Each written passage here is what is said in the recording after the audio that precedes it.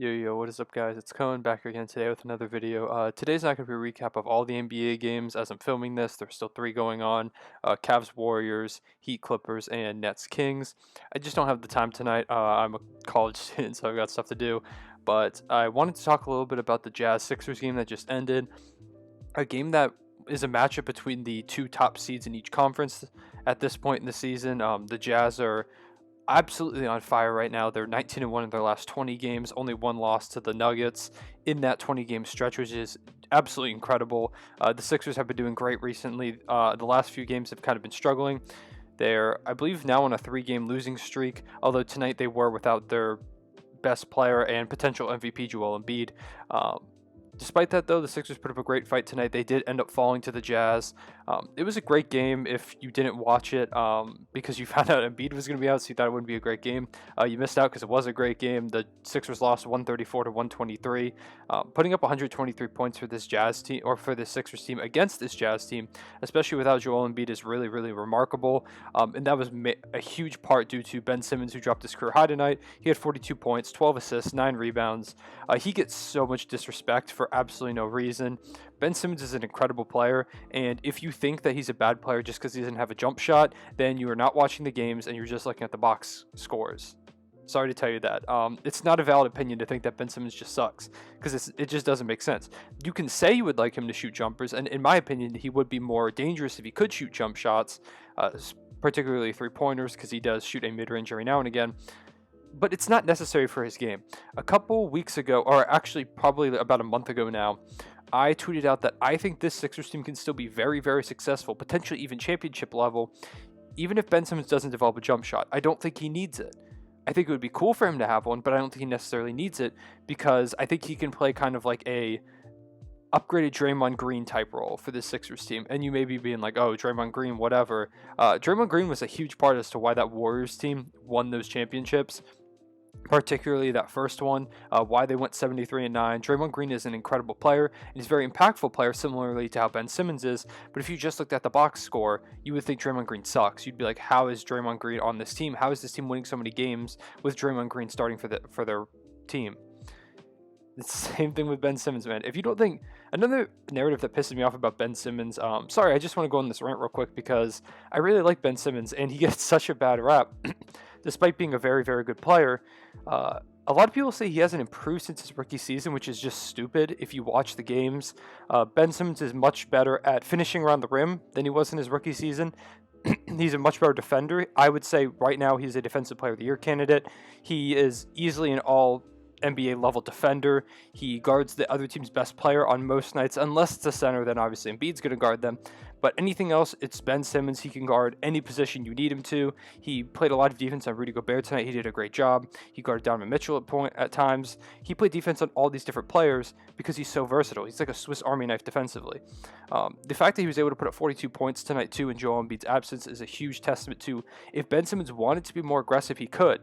But most nights he's not needed to, because he's supposed to facilitate, he's supposed to play lockdown defense, and he's supposed to get the ball to Joel Embiid, who can do his work on the block. He can face up, shoot it from the mid-range, he can pop a three if he needs to. Ben Simmons doesn't have to be this aggressive. On nights where they're missing Joel Embiid, he does have to be this aggressive because they lack that scoring punch that they would have with him. With Joel Embiid, though, Ben Simmons doesn't have to be super aggressive. There's a reason he doesn't average a ton of points. If Ben Simmons was taking a ton of shots, he would be averaging a lot of points. It's not like he's a bad offensive player. He's not a great shooter, and he just doesn't shoot the ball, but he's an incredible slasher. He's great finishing around the rim. He has a great little baby hook or a post hook shot that he goes to a lot of times. He hit several off the glass today during the Jazz game that I was awe-inspired at how they went in because they looked insanely difficult. He's a great player, a great passer. He was just one rebound off of a 42-point triple-double. Not that that diminishes anything from how good he was tonight. I'm just sick of hearing all the Ben Simmons slander. He's an incredible player, and he's a huge part as to why this team has been so good so far this season. A huge part to why I think this team could win the NBA title this season or in the near future. He's great. He's just great. He might even be an all-star this season after all the crap people talked about him to start the season. Another guy who could potentially be an all-star from the Sixers roster is Tobias Harris. He also had a great game tonight, 36 points, 10 rebounds, 2 assists. He also really stepped up in Embiid's absence.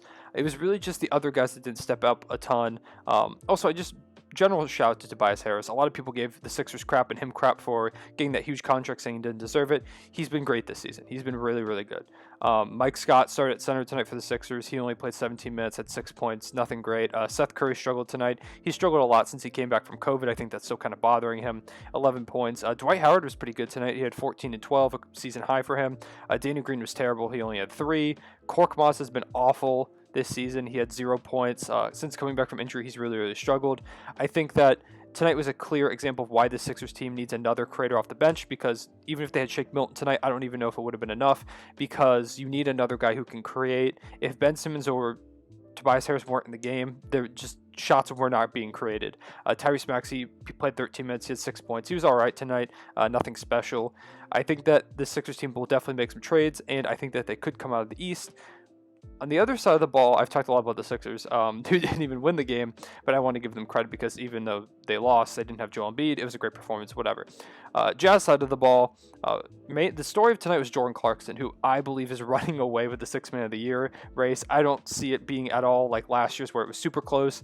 Could have gone one way or the other to Montrezl or Dennis Schroeder with Lou Will as a close third. I don't see this even being a race at this point. Jordan Clarkson scored 40 points, no rebounds, 1 assist. Just buckets. He had 8 threes tonight. He was a couple points off his career high. I believe his career high is 42. Jordan Clarkson's really, really good. And the Jazz got him for Dante Exum in 2 seconds, which isn't a slight to the Cavs because the Cavs ended up turning Dante Exum into Jared Allen, Taurean Prince, whatever. But the Jazz, that was such a steal for the Jazz.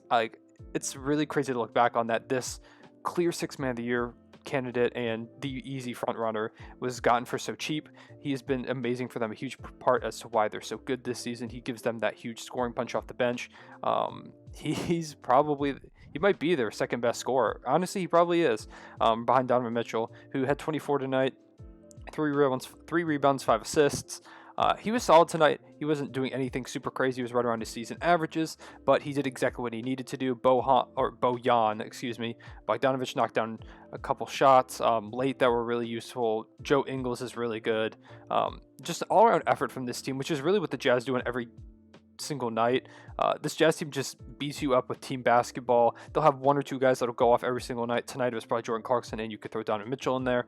They have a couple guys that go off, and the rest of the team will just hit you with threes. They'll play great defense. There was this one stretch where the Sixers had like 3 or 4 turnovers in the span of 3 or 4 or 5 possessions. Just because the Jazz have such active hands on defense, they jump in the passing lanes. They're always paying attention. This team's just super engaged, and I think Quinn Snyder deserves a lot of credit for that because he's a great coach. He's been incredible for them this season. He keeps them engaged, like I said. Great defensive coach. He has them locking up, and this team just hits their shots when they need to. Really, tonight, it came down to the fact that the Sixers weren't able to match the Jazz's offensive production without Joel Embiid. Ben Simmons did all he could, but he kind of got worn out at the end. Tobias Harris did all he could. It was just really their extra guys weren't picking up the slack that they needed to without Embiid being present, and the Jazz made them pay for it by every time the Sixers would get lucky and hit a 2, then they needed to stop to try and cut that deficit in the 4th. The Jazz would come back, hit a 3. Sixers would go a couple possessions out scoring. Jazz hit another 3. The game's out of reach. It just eventually fell away from them. It was pretty close towards the end, but what I really just want to talk about is how this is a potential finals matchup. A couple of days ago, I made a video about if the Jazz were title contenders. I said I would kind of need to see how they played throughout this tough stretch, especially without Mike Conley, who was also missing tonight. That's another part I didn't even mention that they were missing. Probably their 3rd best player, Mike Conley. Been a great player this season, borderline all-star. Hope he gets well soon. And it didn't seem like they missed him that much. This Jazz team is for real. I think I'm about ready. I think I probably am ready to call them a title contender. Really what they need to do to win that title is they need to hope that the Lakers and Clippers play each other second round, because if those 2 teams beat up on each other and only one of them makes it out to face the Jazz in that Western Conference Finals, that's huge for this Jazz team. In that case, I could absolutely see this Jazz team making a finals run. Depending on if they make it out or not, we could see them play the Sixers team in the finals. The Sixers are really good with Joel Embiid, who, in my opinion, right now is the MVP frontrunner. Although with Anthony Davis coming out for a portion of the season, if LeBron keeps the Lakers afloat, I would not be surprised to see LeBron take the lead in that race. He's also been really good this season, but Joel Embiid right now, my MVP frontrunner. He's been great. I'd love to see him and Rudy Gobert battle it down low. Rudy Gobert is also fun to watch just as a fan of defense, blocking shots left and right. Really fun player. Jordan Clarkson facing off against Shake Milton, battle of 2 really great scorers off the bench. Ben Simmons and Donovan Mitchell after their Rookie of the Year beef, I guess you could call it a beef, not really, a kind of media fabricated beef over the Rookie of the Year race a couple years ago, battling out against each other. I think this would be a really good finals matchup. I'm not really sure who I would take. I would have to see which additions both teams make by the deadline. I think that the Jazz are less so in need of additions. I think the Sixers team definitely needs to pick up a bench scorer in, say, like a George Hill, maybe like a Mike Muscala. I'm just mentioning guys on the Thunder. Because, that's what I think about. But I could see them going after one of those guys. I don't see them adding like a Zach LaVine or anything, or like a Bradley Beal. I think that they go for more role player type guys who can really just help this team, because even if you don't add a star, I think this team already is near title contention, if not already in it at this point. The East is looking particularly weak this season. The Bucks are struggling. The Celtics don't look like themselves. The Heat, who were last year's Eastern Conference champions, are right now in a battle against Amir Coffey and Marcus Morris in the Clippers without Paul George or Kawhi Leonard. So a lot of these East contenders are really kind of not doing great so far this season. So if there is a season for the Sixers team to make a finals run, they've got to capitalize now. And I think Daryl Morey is going to go for that. He's going to make some acquisitions. And like I said, I wouldn't be surprised to see either of these teams in the finals or even facing each other. I think it'd be a great series. Like I said, I don't know who I'd take, because I'd have to see who the Sixers and or Jazz add by the deadline and how they're playing at that time. But I'd be here for it. So with that being said, shout out to both of these teams. Really, really fun teams to watch. Very good teams, both championship caliber teams. And yeah, I think that's about it. I can't wait to see these teams play at full strength, hopefully at some point. And with that being said, I will see you guys later. Everyone say back.